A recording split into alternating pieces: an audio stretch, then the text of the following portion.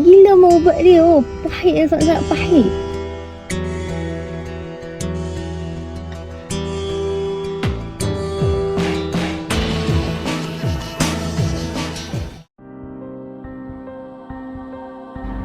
Hello guys, Alicia Dayana di sini. Welcome back to my channel. Okay, Alicia just nak sambung video tadi. Sebenarnya hari ni Alicia pergi CT scan. Okay, macam ni kita start daripada mula, tapi kita summarizkan. Dah hampir setahun Alicia is not feeling well daripada bulan 3 last year. But the thing is, Alicia punya kesihatan ni getting worse day by day. Dia semakin teruk. Dan kita refer kepada hospital kerajaan, and of course masa yang dia ambil agak panjang untuk nak buat satu-satu rawatan tu, step by step. Kita follow je prosedur yang doktor suggestkan untuk kita.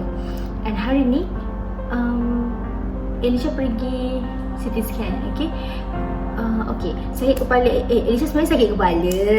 Okay, sakit kepala yang berterusan, continuously. Jarang-jarang tak sakit kepala, always sakit kepala. Yang membezakan dia kuat atau perlahan. Okay, so Alicia sendiri pun tak boleh nak cerita in details, because Alicia sendiri pun tak tahu apa puncanya, dan doktor sendiri pun tak tahu dengan jelas apa puncanya. Sebab penyakit Alicia ni macam rare, something like that. So hari ni Alicia pergi CT scan. Bila pergi CT scan pagi tadi, alhamdulillah dah selesai. Result akan keluar by next week. Selesai CT scan, nanti Alicia akan buat MRI pula under neuro. Tadi CT scan under ENT, nanti under neuro pula. Okay, apa yang Alicia nak cerita dekat sini adalah, kalau cerita macam nak share lah based on my experience. Dalam adik-beradik Alicia, orang yang selalu suka sakit daripada baby adalah Alicia. Tak tahulah macam ni dipilih kot kan oleh Allah ni untuk diuji dengan kesihatan. Tapi tak apa, cuma the problem is Alicia nak ceritakan perbezaan masa kita sakit masa kecil dengan bila kita sakit bila dah dewasa ni. Masa kita kecil, kita sakit, kita mengadu everything dekat our parents. Mama, kakak sakit ni, baba Ica sakit ni, baba Ica tak boleh tidur, mama Ica tak boleh tidur. Parents kita akan berjaga and akan susah hatilah dengan keadaan anak dia yang macam tu. Buat rawatan sana, buat rawatan sini, buat rawatan sana, buat rawatan sini, and at the same time sekolah pun pergi tak pergi macam tu kan. Tapi masa tu kita budak, apa yang kita perlukan, apa yang kita fikir hanyalah, oh aku tak boleh pergi sekolah. Sedih, memang sedih masa kecil-kecil tu. Tapi dia sedih yang macam, sedihnya kenapa Cik sakit, Cik tak boleh pergi sekolah, macam tu. And then my mom and my dad focus on me. So macam Alicia tak adalah rasa macam kesedihan tu berpanjangan sampai affect my emosi ke apa ke, tak. Sebab Alicia memang fikir nak sihat je daripada kecil. So masa time kecil kita tak rasa macam kesakitan tu, sakit tu macam satu benda yang besar, satu bebanan yang besar kepada kita. Sebab kita budak masa tu, kita 100% bergantung dengan our parents. Faham tak? And as long as parents kita ada dengan kita untuk jaga kita, then bagi Alicia benda tu dah mencukupi. Okay, tapi situasi dia berbeza bila kita dah mendewasa. Okay, dah tahun 2023, kita ada vision kita, kita ada mission kita, kita ada goals kita, kita tahu apa benda yang kita nak buat, kita ada target kita. Okay, tahun 2023 apa yang kita kena buat, apa yang kita kena achieve, macam mana kita nak susun strategi untuk kita nak achieve kita punya mission, macam mana kita nak susun strategi untuk kita nak achieve kita punya goals tu dengan bantuan family, dengan bantuan kawan-kawan. Semua benda tu dah ada dalam planning Alicia.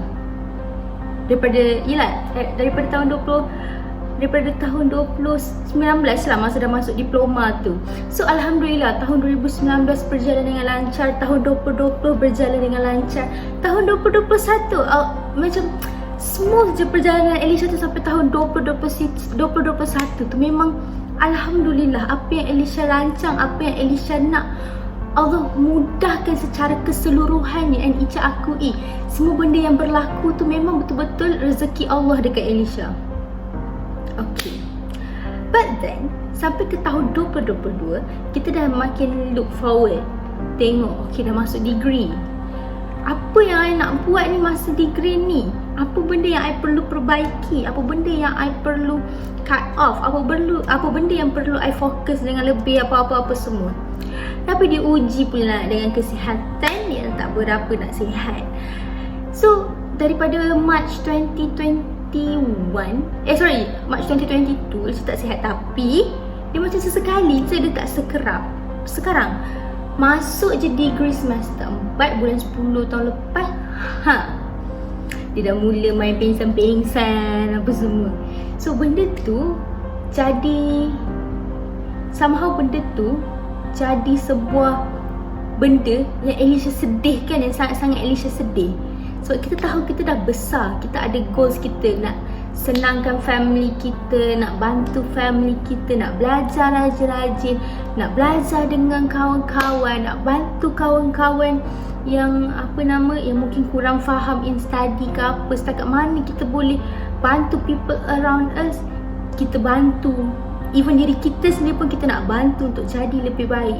Tapi apa yang berlaku ni secara tidak langsung, dia menyekat Elisha untuk membuat perkara-perkara sebegitu.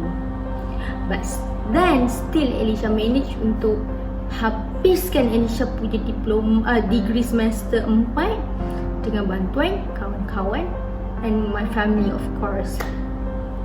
So currently I'm taking a break untuk satu semester.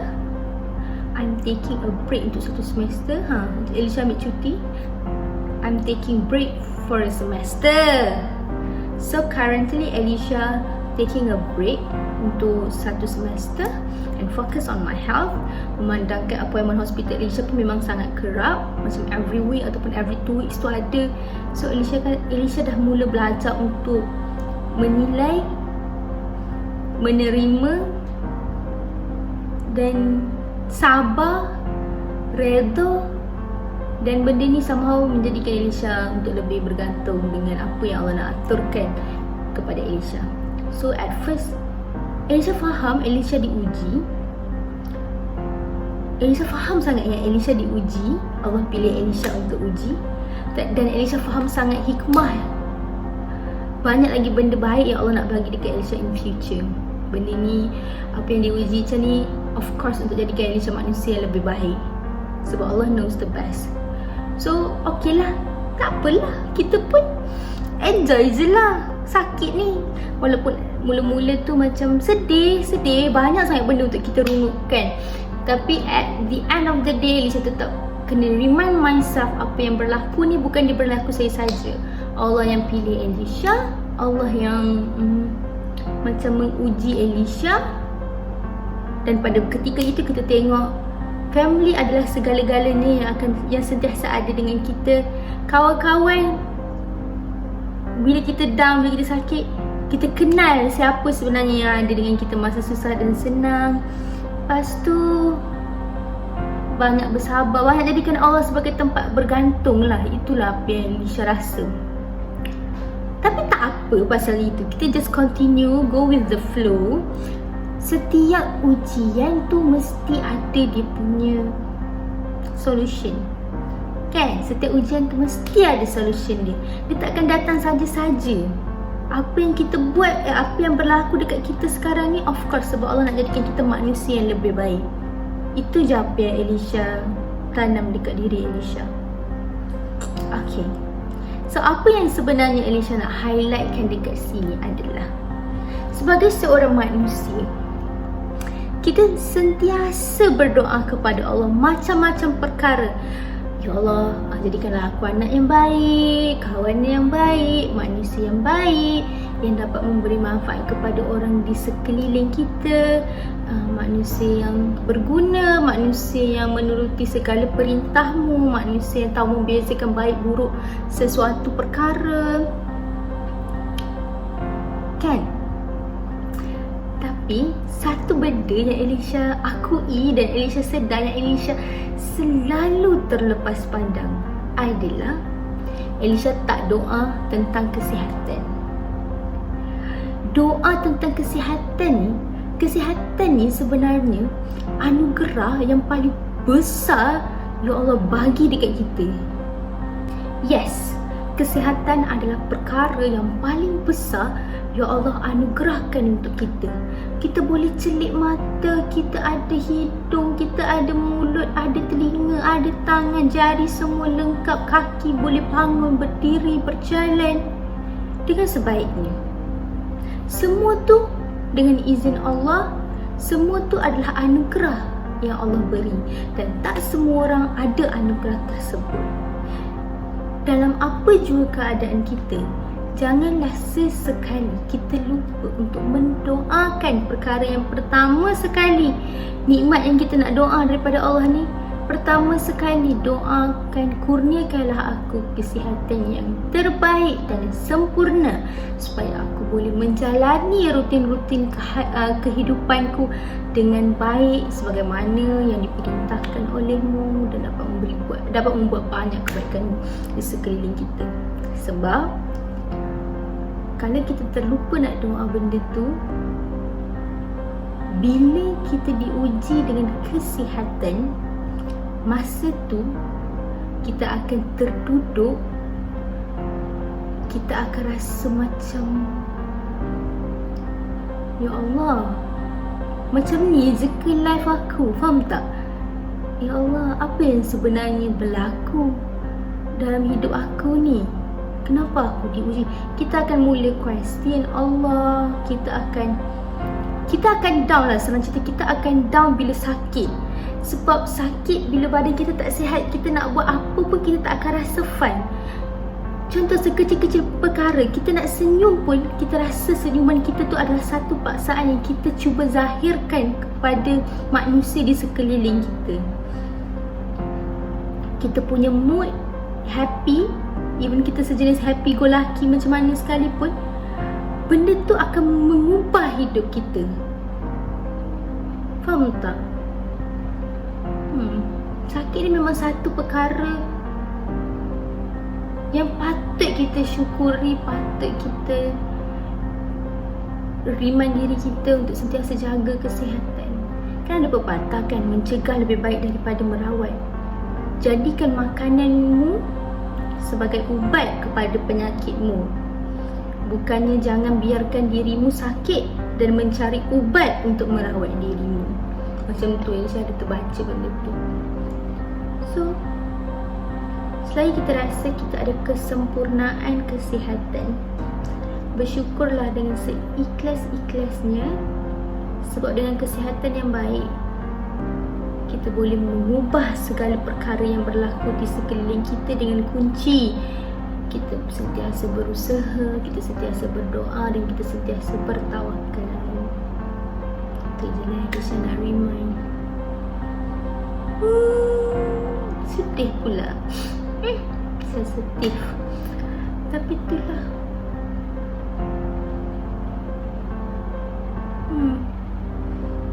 Jagalah kesihatan baik-baik. Janganlah lupa doa untuk kesihatan. Memang kita terpilih untuk diuji dengan kesihatan, tapi silap kita juga sebab kita jarang doa tentang kesihatan. Itu apa benda yang Elisha belajar. Susah macam mana pun kehidupan keluarga kita, payah macam mana pun kita nak capai matlamat kita, jangan lupa untuk doa tentang kesihatan kita. Kalau kesihatan kita baik, kita akan ada mental dan fizikal yang baik. Dari situ kita akan semangat untuk bekerja. Kita akan jadi manusia yang rajin bekerja. Dan kepada sesiapa yang mempunyai kesihatan yang sempurna, kesihatan yang baik, janganlah sia-siakan kesihatan, nikmat kesihatan yang Allah anugerahkan kepada kita.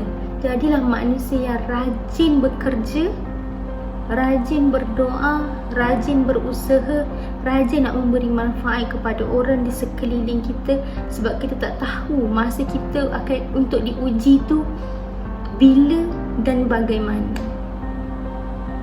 Kalau Allah pilih kamu untuk dapat kesihatan yang baik, supaya dapat pergi ke kelas belajar sungguh-sungguh, cuba perbaiki diri kita untuk jadi manusia yang rajinlah belajar, hargai. Bukan semua orang dapat sambung belajar. Kalau kamu dipilih oleh Allah untuk bekerja, lakukan sesuatu perkara tersebut dengan bersungguh-sungguh dan seikhlas hati. Kalau kamu dipilih oleh Allah untuk duduk rumah, jaga keluarga kamu dengan baik, maka duduklah rumah dan jaga keluarga kamu dengan seikhlas hati dan bersungguh-sungguh. Doa kepada Allah semoga kamu diberikan kesihatan yang berpanjangan supaya kamu terus dapat melakukan perkara yang baik. Kita ni manusia, kita kena sedar yang kita ni jahat. Every day banyak silap, banyak dosa yang kita buat. Tapi one thing yang penting adalah untuk kita tanamkan azam, niat untuk jadi manusia yang lebih baik daripada hari yang sebelumnya. Untuk at least lakukan satu kebaikan dalam masa sehari. Itu je nak cerita. So, sebagai conclusion,